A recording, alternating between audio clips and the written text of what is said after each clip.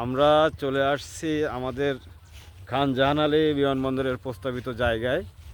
এখানে আসলে বিকালবেলা ঘুরতে যে কতটা মজা এবং আনন্দদায়ক সেটা যদি আপনারা না আসেন বুঝবেন কিভাবে।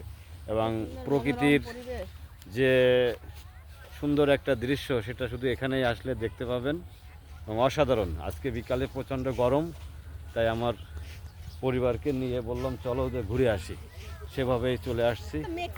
সত্যি অসাধারণ অসাধারণ। সঙ্গে আমার মামিও আছে, লাল মামার স্ত্রী মামি, হ্যাঁ, আর মেয়ে তো আছে, এই যে আমার বোনও একটা আছে।